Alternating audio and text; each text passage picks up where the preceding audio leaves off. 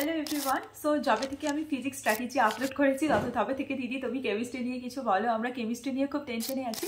তো আজকে তোমাদের সাথে মেনলি কেমিস্ট্রি স্ট্র্যাটেজি শেয়ার করবো, কারণ কেমিস্ট্রি আমার সবচেয়ে উইক সাবজেক্ট ছিল। মানে যখন থেকে আমি কেমিস্ট্রি পড়া শুরু করেছি, মানে 11-12 থেকে শুরু করে একদম মানে যে বছর আমি নিট পাই সে বছরও বলতে পারো আমার কেমিস্ট্রি মানে সবচেয়ে উইক সাবজেক্ট ছিল। বাট স্টিল আমি কি করে ম্যানেজ করলাম, স্টিল আমি কি করে মানে এতটা নাম্বার ওঠালাম যে যাতে করে আমার সিলেকশনে কোনো অসুবিধা না হয়। কারণ দেখো একটা জিনিস তুমি বুঝেছি যে তোমাকে কোনো সাবজেক্টেই এক্সপার্ট হতে হবে না, সেটা ফিজিক্স হোক, সেটা কেমিস্ট্রি হোক, সেটা বায়োলজি হোক, তোমাকে এতটা জানতে হবে যেটা করে তুমি এক্সামে সিলেকশনটুকু পাবে। তো আমি নিজে এই প্রসেস ফলো করতাম। আমি কেমিস্ট্রি প্রচুর জনের ভিডিও দেখেছি, প্রচুর জায়গা থেকে লেকচার দেখেছি, প্রচুর কোশ্চেন প্র্যাকটিস করেছি, তারপরেও কেমিস্ট্রি আমার উইক সাবজেক্ট মানে অনেকদিন থেকেই মানে রয়ে গিয়েছিল। তো মানে সাডেনলি আমি কি করলাম, আমি এটা ভাবলাম যে আমি ফিজিক্সটাকে মতো কেমিস্ট্রিকেও এমনভাবে রেডি করি যে কিছু কিছু চ্যাপ্টার আগে দেখি, যে চ্যাপ্টারগুলো প্রত্যেকটা মানে পেপারে মানে সেম আসছে। তো সেইভাবে আমি কেমিস্ট্রির জন্য একটা পারফেক্ট স্ট্র্যাটেজি আজকে তোমাদের জন্য নিয়ে এসেছি, এবং প্রচুর যে চ্যাপ্টারগুলো থেকে মাস্ট কোশ্চেন আসবে এবং কতগুলো করে কোশ্চেন আসবে তার হিসেবেও তোমাদের সাথে দেবো। সো ইনডেড তোমাদের জন্য আজকের ভিডিওটা খুব হেল্পফুল হতে চলেছে। So without any further delay চলো এই কেমিস্ট্রি স্ট্র্যাটেজি ভিডিওটা স্টার্ট করি। সবার আগে যে জিনিসটা বলার সেটা হচ্ছে, তোমরা সবাই জানো যে কেমিস্ট্রি মেনলি তিনটে ভাগে ভাগ করা থাকে, physical chemistry, organic chemistry, inorganic chemistry. তোমাদের সবার প্রথমে কাজ হবে তোমরা আগের বছরের পেপারটা দেখো, আর যাদের কাছে সময় নেই তাদের জন্য আমি নিজেই মোটামুটি একটা অ্যানালিসিস করেছি, যেহেতু 50টা কোশ্চেন আছে। তো তোমরা একটা ধরতে পারো যে অর্গানিক কেমিস্ট্রি থেকে রিসেন্ট ট্রেন্ডে 20টার মতো কোশ্চেন আসছে। মানে এটা অবশ্যই একটু এদিক ওদিক হতে পারে, বাট মোটামুটি অ্যাভারেজ লাস্ট 3 to 4 ইয়ার্সের কোশ্চেন অ্যানালিসিস করলে দেখা যায় অর্গানিক কেমিস্ট্রি থেকে 20টা কোশ্চেন, ইনঅর্গানিক কেমিস্ট্রি থেকে 10টা কোশ্চেন এবং ফিজিক্যাল কেমিস্ট্রি থেকে 20টা কোশ্চেন আসছে। মানে এইভাবে বিচার করলে মোটামুটি 50টা কোশ্চেন আসছে, যেখানে অবশ্যই ফিজিক্যালের ওয়েটেজ একটু বেড়েছে, অর্গানিকের ওয়েটেজ একটু বেড়েছে এবং ইনঅর্গানিকের ওয়েটেজ একটু কমেছে। তো সবার আগে সেজন্য আমি অর্গানিক কেমিস্ট্রি দিয়ে মানে আমার জিনিসটা শুরু করছি। তো চ্যাপ্টারের নাম আমি প্রত্যেকটা যখন শেষ করব তখন তার শেষে বলে দেবো যে কোন কোন চ্যাপ্টার থেকে তোমাদের কি কি করতে হবে। তো দেখো অর্গানিক কেমিস্ট্রি এমন একটা জিনিস আমার পার্সোনালি খুব উইক ছিল। আমিও এরভাবেই পড়ে থাকতাম যে জিওসি আগে কমপ্লিট করতে হবে, জিওসি যদি না কমপ্লিট করতে পারি তাহলে বোধহয় কিছুই হবে না। তো আমি তোমাদের বলতে চাই কোনো দরকার নেই, জিওসি করবে, খুব ইম্পর্টেন্ট। জিওসি থেকে কোশ্চেন আসেও পরীক্ষা, এরকম না যে আসে না, কিন্তু তার মানে এটা নয় যে জিওসি না করলে আমি বাকি কোশ্চেন করতে পারবো না।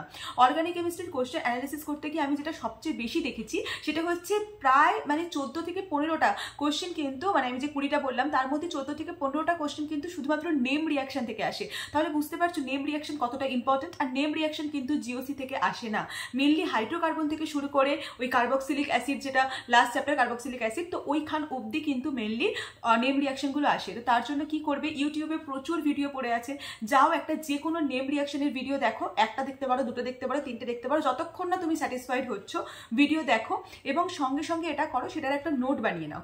কারণ নোট যদি তুমি না বানাও, বারবার করে তুমি ভিডিও দেখবে না। নোটটা কিন্তু তোমাকে প্রতিদিন রিভিশন করতে হবে, এখন থেকে শুরু করে লাস্ট অবধি। নেম রিয়াকশন মানে 15টা কোশ্চেন, মানে বুঝতে পারছো ভীষণ ভীষণ ইম্পর্টেন্ট। এবং যে সমস্ত অন্য একটু কোশ্চেনগুলো আসবে সেগুলো কিন্তু ওই নেম রিয়াকশনের কোশ্চেনগুলো দিয়েই ঘুরিয়ে ঘাড়িয়ে এদিক ওদিক করে আসবে। তো খুব out of knowledge, out of NCERT question কিন্তু আসবে না। তো নেম রিয়াকশন করো প্রথমে, তারপরে জিওসি শুরু করো। অবশ্যই জিওসি ইম্পর্টেন্ট, যে কারোর ভিডিও দেখে পড়তে পারো, যে কোনো স্যারের ভিডিও দেখে পড়তে পারো।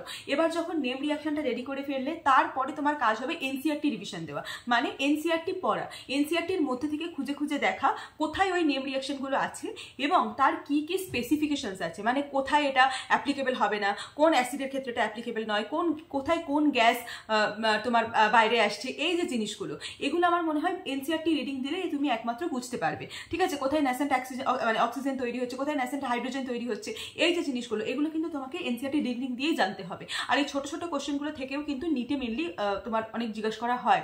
তো এবার হচ্ছে অর্গানিক কেমিস্ট্রির কোশ্চেন প্র্যাকটিস। ওরকম অনেকেই বলেছে 2015 কোশ্চেন বা 2016 কোশ্চেন যখন আমরা করতে যাচ্ছি তখন সেগুলো হচ্ছে না। অবশ্যই 2014, 15, 16তে অনেক টাফ কোশ্চেন আসতো, যেগুলো একটু হাটকে একটু আলাদা, এখন মতো এতটা ইজি কোশ্চেন আসতো না, যেটা আমি নিজে করতে গিয়ে আমি নিজেও ফিল করেছি।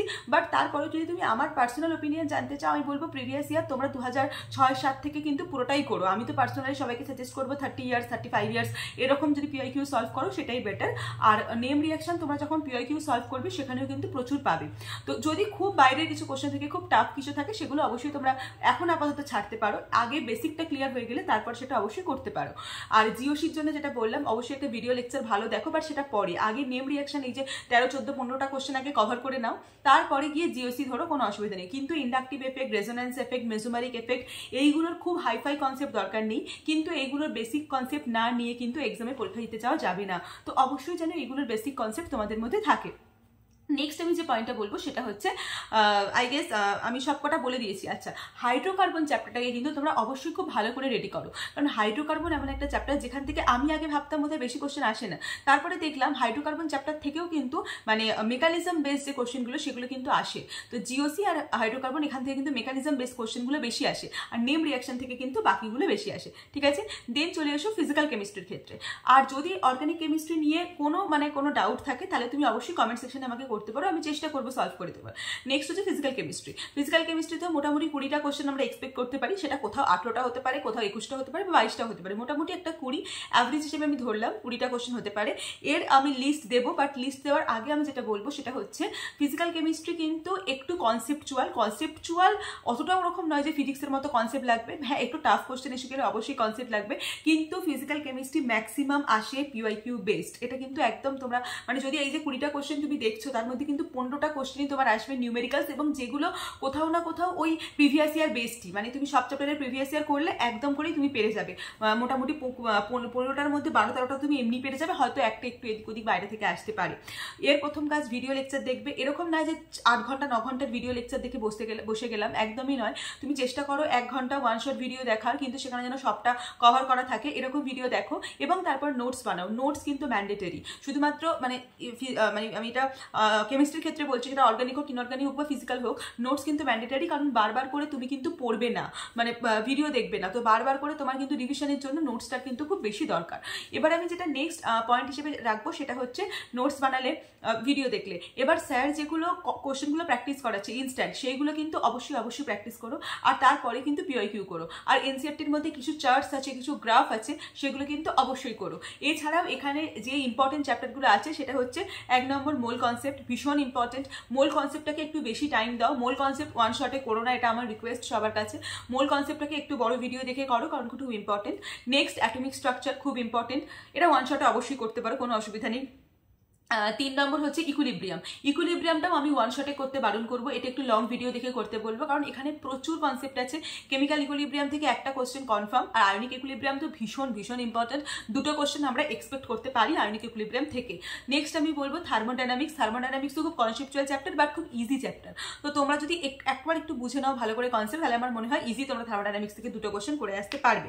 নেক্সট হচ্ছে কেমিক্যাল কাইনেটিক্সও খুব ইম্পর্টেন্ট চ্যাপ্টার, এবং কেমিক্যাল কাইনেটিক্সের ওই যে লাস্টে কলিশন থিওরির যে জায়গাটা আছে, ওখানে কিন্তু থিওরির কোশ্চেন আসতে পারে, তো ওই জায়গাটা সবাই একটু ভালো করে রিডিং দিও। এনসিইআরটিতে লেখা আছে অ্যাক্টিভেশন এনার্জি, হ্যাঁ মোস্ট প্রবলি ঠিকই বলছি, অ্যাক্টিভেশন এনার্জি যে জায়গাটা, ওখানে একটু ভালো করে করো। তো আই গেস এই কটা চ্যাপ্টার খুব important, mole concept, equilibrium, thermodynamics, chemical kinetics এবং অ্যাটমিক স্ট্রাকচার। ফিজিক্যাল কেমিস্ট্রির জন্য এই যে 5টা কোশ্চেন বললাম, 5টা চ্যাপ্টার বললাম, ভীষণ ইম্পর্টেন্ট, এবং এখান থেকে তোমরা ওই 13 থেকে 14টা কোশ্চেন কিন্তু এক্সপেক্ট করতে পারো, মানে ভীষণভাবে পারো, ঠিক আছে। নেক্সট চলে এসো ইনঅর্গানিক কেমিস্ট্রি। তো আমি মোটামুটি যতটা আমার নিজের আমি এখানে নোট ডাউন করে নিয়েছি যে কি বলবো তোমাদের, তো আমার আইডিয়াতে মনে হয় এইটাই খুব ইম্পর্টেন্ট। নেক্সট হচ্ছে তোমার ইনঅর্গানিক কেমিস্ট্রি। দেখো জবে থেকে ওই যে পি ব্লক, এস ব্লক, এই হাইড্রোজেন এইগুলো বাদ গেছে না, তবে থেকে কিন্তু ইনঅর্গানিক কেমিস্ট্রির ওয়েটেজটা কমে গেছে, কারণ অবশ্যই কোশ্চেন করার কোনো জায়গা নেই ওইগুলো না থাকলে।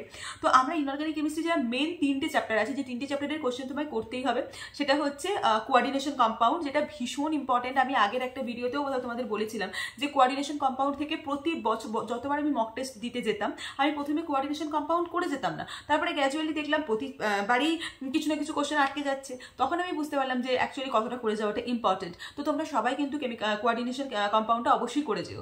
নেক্সট হচ্ছে পিরিয়ডিক টেবিল আর কেমিক্যাল বন্ডিং, এই দুটো তো যে কোনো এক্সামের বলতে পারো বেস। বন্ড অর্ডার থেকে তো একটা কোশ্চেন আসবেই, এটা ধরে নাও একদম। কেমিক্যাল বন্ডিং আর পিরিয়ডিক টেবিলের তো মানে ইজি ইজি কোশ্চেন আছে, তোমরা নিজেরাও করতে পারবে।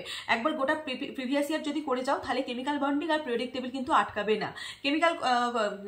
কোঅর্ডিনেশন কম্পাউন্ডেরও তাই, প্রিভিয়াস ইয়ার করে গেলে একটু যদি এনসিআরটি কারোর পড়া থাকে তাহলে কিন্তু আটকাবে না, সবগুলোর কিন্তু এনসিআরটি পড়বে, ঠিক আছে। তো আমার মনে হয় আমি মোটামুটি সবটাই চেষ্টা করলাম যে কোন কোন চ্যাপ্টারগুলো ইম্পর্টেন্ট আছে সেগুলো তোমাদের সঙ্গে শেয়ার করার। আর সবচেয়ে ইম্পর্টেন্ট যেটা, তোমরা অবশ্যই এটা খাতা পেন নিয়ে বসে একটা লিস্ট বানিয়ে নাও, কারণ বারবার করে ভিডিও দেখবে না, একবার ভিডিওটা দেখে বেরিয়ে যাবে তখন কিন্তু নিজেরাই ভুলে যাবে। তো অবশ্যই যারা বানাবে তারা অবশ্যই লিস্ট বানিয়ে নিও। আর যেটা মেন কথা সেটা হচ্ছে, দেখো এই চ্যাপ্টারটি ভিডিওটা সবাই দেখবে, এই ভিডিওটা কাজটা কিন্তু সবাই করবে, হয়তো ভিডিও সবাই দেখে নিল, হয়তো ভিডিও দেখে নোটসও সবাই বানিয়ে নিল, কিন্তু তোমার যে সিলেকশন পাবে আর যে সিলেকশন পাবে না তার মধ্যে ডিফারেন্স এটাই, এই জিনিসগুলোকেই সে একবার দুবার তিনবার রিভিশন করবে, রিভিশন করে তবে এক্সাম দিতে যাবে, কিন্তু যে চান্স পাবে না সে রিভিশনটা করবে না। তো এই জিনিসগুলো আমার মনে হয় তোমাদের খুব মাথায় রাখা উচিত। প্রত্যেকটা যখন ফুল মক টেস্ট শুরু হবে, মক টেস্টের আগে চেষ্টা করে যে চ্যাপ্টারগুলোর লিস্ট আমি বললাম সেই চ্যাপ্টারগুলো পড়ে যাওয়ার, তাহলে দেখবে এমনিতেই তুমি একটা ভালো মার্কস অ্যাচিভ করতে পারছো। 160+, 1 মানে 70+, এই মার্কসটা কিন্তু আমাদের দরকার। অবশ্যই আমি নিজে অ্যাচিভ করতে পারিনি অত নাম্বার, আমার মক টেস্ট তোমার এতে নাম্বার, আমার ফাইনাল নাম্বার কেমিস্ট্রিতে অনেক কম ছিল, কিন্তু সেটা আমার নিজেরই অনেক ভুলের জন্য ছিল, বা ওই সময় অ্যাসারশন রেজাল্ট টাইপের কোশ্চেন একটু বেশি এসে গেছিল, যেটা একদমই আমার প্র্যাকটিসের মধ্যে ছিল না। সে যে কারণের জন্যই হোক আমার পার্সোনাল নাম্বারটা কম ছিল, বাট স্টিল আমার নিজের মানে আমি যতটুকু বুঝেছি বা আমি যে যে ভুলগুলো করেছি পরে আমি অ্যানালিসিস করে দেখেছি, তো আমার মনে হয় এই জিনিসগুলোই আমি শিখেছিলাম এবং এইগুলোই তোমাদের সঙ্গে শেয়ার করার ছিল। আই গেস তোমাদের আজকের ভিডিও থেকে আমি একটু হলেও হেল্প করতে পেরেছি। আর আমার মানে এক্সাম কিছুদিনের মধ্যে, হয়তো এই ভিডিওটা যখন তুমি লাইভ হবে তার এক সপ্তাহ বাকি থাকবে আমার এক্সাম বা এরকম কিছু। সো আই গেস তোমাদের এই ভিডিওটা একটু হলেও হেল্পফুল লেগেছে। তো যদি হেল্পফুল লেগে থাকে অবশ্যই কমেন্ট করে জানিও, আমারও ভালো লাগবে, একটু পজিটিভ কমেন্ট পেতে এক্সামের সময় ভালোই লাগে।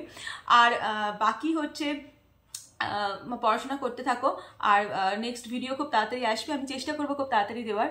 যখন দেখবে অনেক বড় ভিডিও আসছে না তখন বুঝবে সেখানে আমার এক্সাম চলছে। তো যাই হোক, তোমাদের যা প্রবলেম তোমরা আমি কমেন্ট করে জানাও, আমি আনসার দেওয়ার চেষ্টা করবো।